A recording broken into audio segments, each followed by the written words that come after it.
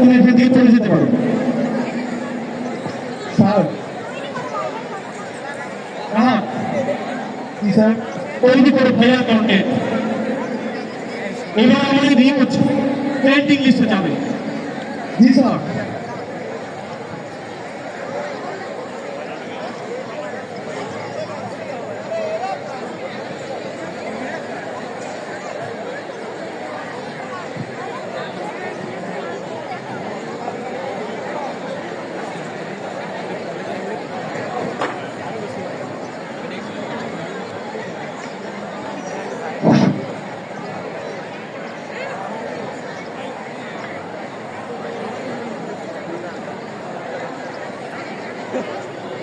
দেখ হালিমা, একটা ছেলে একটা মেয়েকে রাস্তায় একা পেয়ে বিরক্ত করছে, এটা এখন পুরো সোশ্যাল মিডিয়াতে ভাইরাল।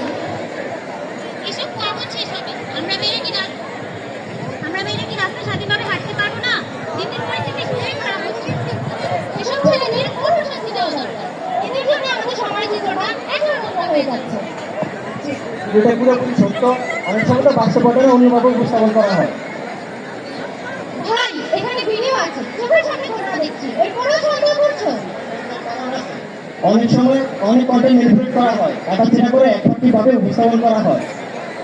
আমরা যদি না দেখে প্রতিক্রিয়া দেখাই তাহলে হয়তো অন্য বিচার হয়ে যাবে। এই দেখো, এই ভিডিওটা দেখো।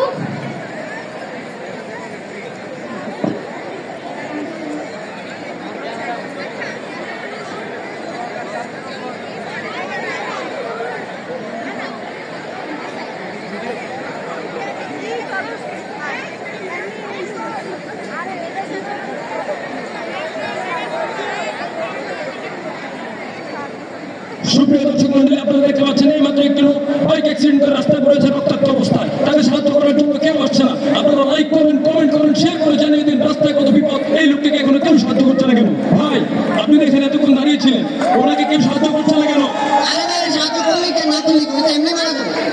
ভাইয়া, আমি একটা ভিডিও করছিলাম, ভিডিওটাতে ভাইরাল হলো, অনেক ফলোয়ার আপনার চ্যানেলের নামটা বলুন।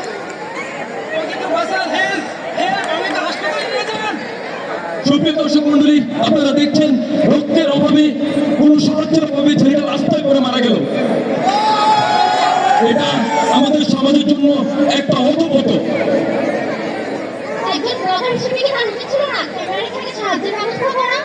আজকাল মানুষজন সত্যিকারের সাহায্য নয়, বরং বিশুদ্ধ সাহায্য করতে পছন্দ করে। সবচেয়ে ভয়ঙ্কর ব্যাপার হলো, এখানে দোষটা শুধু এই ব্লগারের না, আশেপাশে এত মানুষ ছিল, কেউ বেরিয়ে আসলো না, সবাই মোবাইলের দিকে তাকিয়ে থাকলো। ভাইরাল হওয়ার লোভে এতটা আত্মকেন্দ্রিক হয়ে পরিস্থিতি আমরা মানুষের জীবন মৃত্যু একটা